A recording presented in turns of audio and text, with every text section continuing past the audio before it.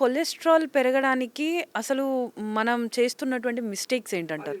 ఆ కొలెస్ట్రాల్‌కు తగ్గాలంటే మీరు రిఫైన్డ్ ఆయిల్ వాడండి అన్నారు. మీరు వాకింగ్ చేసినా చేయకపోయినా కానీ ఏదో ఏమి డెఫిషియన్సీ వచ్చినా అంటే ఐరన్ డెఫిషియన్సీ వస్తే ఫోలిక్ యాసిడ్ వేసుకో, జింక్ వేసుకో, మాత్రలు వేసుకో అని చెప్తా ఉన్నారు. కాల్షియం మాత్రలు వేసుకో అంటా ఉన్నారు. మరి ఎన్ని కాల్షియం మాత్రలు వేసుకున్నా కాల్షియం ఎక్కడంలే. ఎన్ని ఐరన్ మాత్రలు వేసుకున్నా హిమోగ్లోబిన్ తక్కువ ఉంది. 158 మందికి హిమోగ్లోబిన్ లేదు, ఐరన్ లేదు. కళ్ళు చూస్తే పాలిపోయినట్లున్నాయి. అందరికీ ఇంక్లూడింగ్ మీకు కూడా ఉండొచ్చు, తెలియదు. అందరికీ ఈ సమస్యలు ఉన్నాయి. ఫోలిక్ యాసిడ్ లేదు, ఐరన్ లేదు, గోర్లు చూస్తే తెల్లగా పాలిపోయినాయి. ఈ సమస్యలు అన్నీ ఉన్నాయి. ఇవన్నీ చేసిన దానికి ఈ ప్రాబ్లమ్స్ వచ్చినాయి.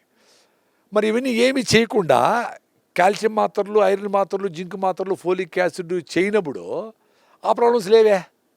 14, 15 ఉండి 4, 5 మంది, 6 మంది పిల్లలు కన్నారు కదా. సో కొలెస్ట్రాల్ అనేది ఇప్పుడు ఉండే జీవన విధానంతో వచ్చింది. ఏమంటారు, మీరు ఫ్యాటీ ఫుడ్స్ తినొద్దండి అంటా ఉంటారు. చాలా జాగ్రత్తగా తింటా ఇంత అన్నం తిన్నోళ్ళకి